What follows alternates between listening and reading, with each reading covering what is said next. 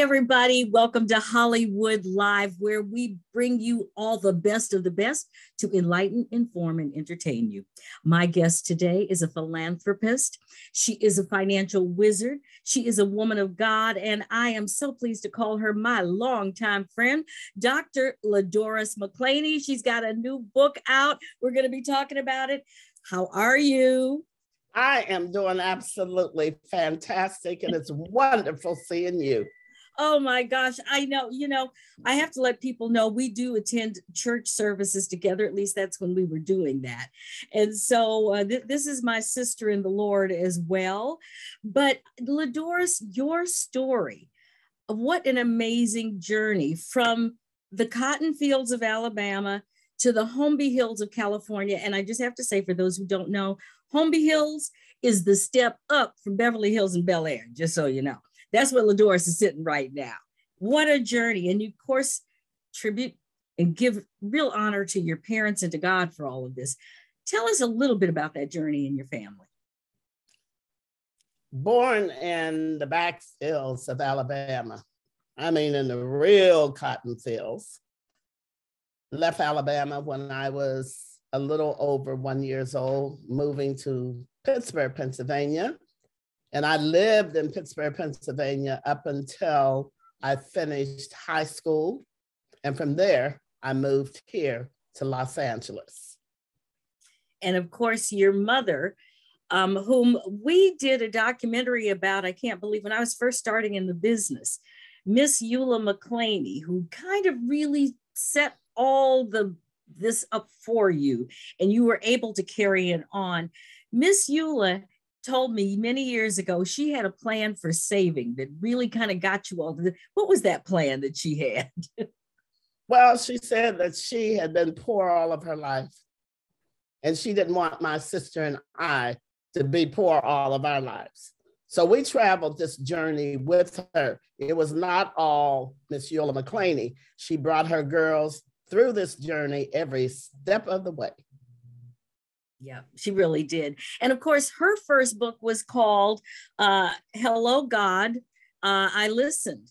And yours is Hello, God, I want to get that right. God, I Listened To. I'm sorry, it was God, I Listened from Eula McClaney. And then your book is God, I Listened To. Tell me a little bit about that title and what it really means.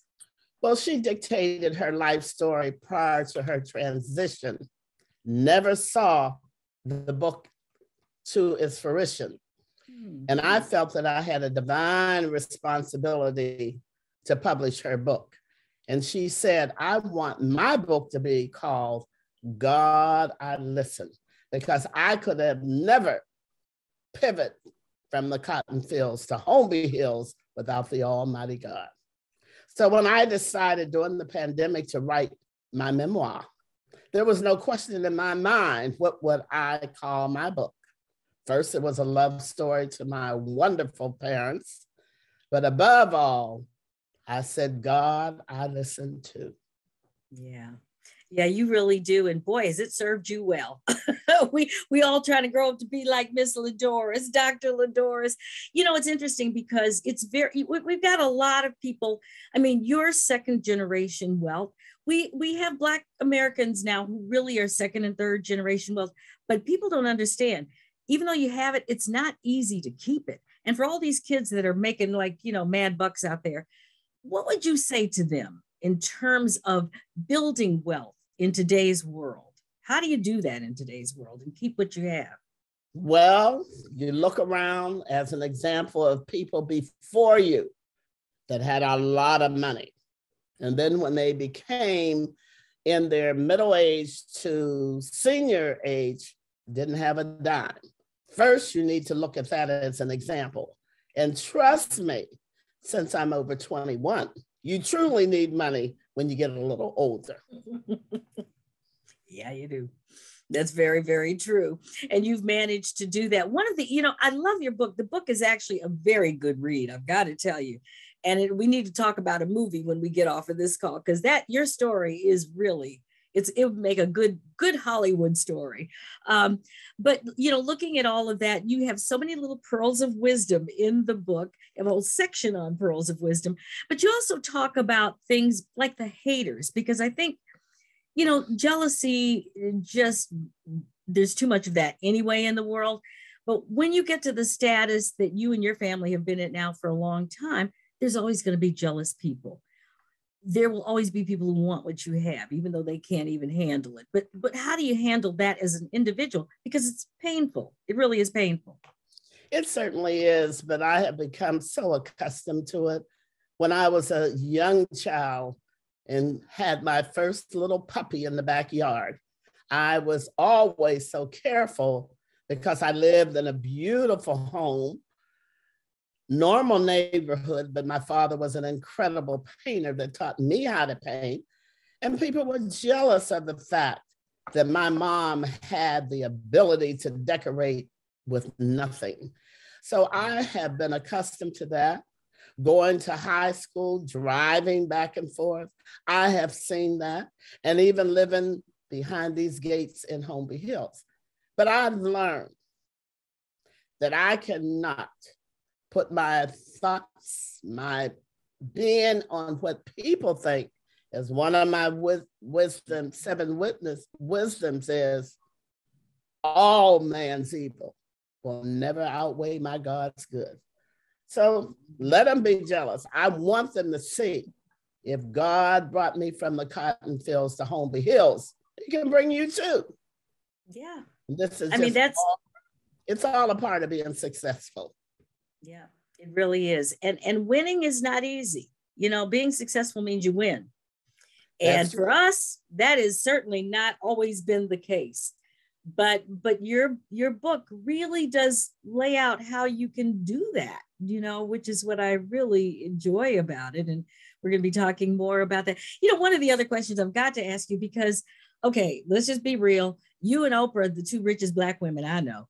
And so, but it's very difficult for any women of color that have maintained and gained a lot of wealth to have a relationship with a mate. Why is that? You're different. You've got a long time mate, but I'm just saying, why is that so hard for most women, Black women especially, because it's not the same for white women, to have wealth and have a mate? Well, first you have to be with someone that is very secure of themselves. My partner could care less how much I have and wish I had more. He is there to support me. But you can't worry about that. All you do is do the best you can. And I've found that it has been a plus for me, because if I'm intimidating, then that is someone that I didn't need to be bothered with anyway. Mm-hmm. Mm-hmm. Yeah, no, that's very true. And I know you and Tommy, we're going to be showing some of the photos. Good looking guy. You guys have been together how many years now? It's over 30 years, I know. 36 years, going on 37. Wow. Well, good for you. I ain't going nowhere. No, I don't think he is either. To tell you the truth. Not to live and talk about it. Right, exactly. Well, you know, the other thing we talked at the top about how you and your mom, your entire family, the foundation you've been such big contributors, especially to HBCUs. And I'm looking now, HBCUs are under attack basically from white supremacists and all these other people who don't want to see Black people educated. What should we be doing about that right now? Well, you know, we ought to be able to look at our people and help our people like the Jewish people help their people. If it had not been for HBU schools, I would not sit here with a PhD.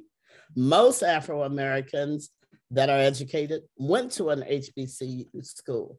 And that's why I'm so focused, laser focused. Yeah. That all the proceeds from God I listen to will go to an HBCU school. Good, because they really, really need it. And again, you know, just to kind of follow up on that, since we are celebrating Black history, and as you said, those institutions are so important, like all of our institutions, but we really are under attack. And just the wisdom that you've garnered, what advice would you give to young people who really, La-Doris, are not seeing a future right now, many of them? I always pattern myself off of people that were doing something and going somewhere. And I know that everyone see the glory, but we all have a story. And I love reading the story of people and the trials and tribulations that they had gone through. And young people should understand there's no quick fix. You don't start out Monday and you're rich on Tuesday. It's a long journey. There are days that you laugh, there's days that you weep, and there's days that you want to give up. But see, I know the power of the Almighty God. And I know that as long as I could look up, I could get up. And they need to just persevere, keep it moving, and they will get where they want. But you have to be focused on where you want to go. Yeah, I think that's a very important word. Focus is always key in pretty much anything you do. I know that you've brought students into your home for years. You're their mother as far as they're concerned. These have been students from all over the world. I know what you've given to them because I've seen it. What did you gain from having all of these various wonderful people, sharing your home with you for so many years? Well, when you become middle age, youth energizes you. It keeps you motivated. It keeps your mind active. And I have enjoyed it for more reason than one.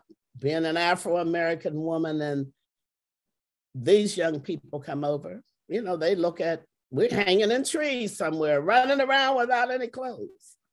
And when they see an Afro-American woman, not married, but have massed a fortune, but not only massed it, kept it and moved on to other states, they're mesmerized. So I'm just thrilled that I can be a catalyst to them to know and realize color has nothing to do with doing what you have to do. No, it really doesn't. And I know you have a lot of famous friends. Turns out that one of our mutual friends, LaTanya Richardson, and of course, LaTanya is the wife of Sam Jackson, so it's LaTanya Jackson, actually wrote the foreword for your book. And it's really lovely. That in itself is a great story. And so, we know you kind of run with Magic and Cookie and all the folks, but and I got a chance to come along too. Yeah. But it's really interesting because people expect that's what you do. But the thing about you, La-Doris, is that again, you remember your roots and you always root for the underdog. They are as important to you as the big celebrities. Who are some of those people that have come into your life that you'd like to share right now to talk about? I love people for who they are, because you're on the screen mean nothing to me. Because I've seen some very rich and some very famous people that have totally forgotten their roots and where they came from. And then we go back in our history, dealing with our grandparents and great-grandparents, we all came from the backfield somewhere. Mm-hmm. It's important for me to stay grounded, to keep my feet on the ground. No, it does not matter whether it's Magic Johnson or famous people that I know, such as you, Tanya Hart. It is the fact that, are you a good person? Do you help someone? Do you do something worthwhile with your life? But when it's all consumed about God bless me and all that I have, I think you got a problem. And I'm all about the fact in my life and wanting to be remembered. Not that she amassed a fortune, but she helped so many people that my life has not been in vain. Well, I don't think your life has not been in vain. It certainly has not been in vain. And the good news is that it is certainly not over by any extent. And you will be doing a whole bunch of new stuff, I'm sure. What's coming up next for you after this book, which is turns out to be really a great book and a great read? Well, I'm looking to go on tour. I've been invited to several universities to speak, but with the COVID, I just have not gone at this time. But in the meantime, I want to be able to go to the HBCU schools so that they can learn and I can teach them the importance of sharing and what you have to do in terms of hope. Hopefully, a movie will come from this. Any directors out there? We would love to find them, Tanya. I think the family story would be an incredible movie. It's not a rag to riches, but it's a family that came from nothing and made something out of themselves, but more important, was willing to give it all away to help someone else that didn't have the same vision. But where Yola McClaney was able to write a check for me to go to college, there's so many children that are brighter than I've ever been. I want to see that they go. Well, you've done a really good job of that. Like I said, I'm not even going to come up with a figure, but everybody should know when I said that you all have given millions, I do mean millions. So a lot of children have gone to school thanks to the McClaney family. And it is a great story. And you can read all about it in God I Listen To. It's one you really, where can they find the book? I know it's on Amazon. And also at Malik's bookstore. It's at Targets. Or they can walk into Barnes and Nobles and say, you know, I'm in here for one book only. I'm looking for God I Listen To. Yeah, it's a good read. Good read from a good person. Thank you so much for sharing this Black History moment with us, Dr. McClaney. And we will be looking out for the next one, or the movie. Thank you so very much for the opportunity. And you know I love you dearly. Oh, love you more. And to everybody else out there, we love you as well and want you to tune in. You know, we've got a catalog of these now that's pretty incredible. We've been doing this since 2017. That must have been like 50 years ago already. Anyway, everybody have a great day. La-Doris, thank you. Love you much. Take care of yourself and somebody else.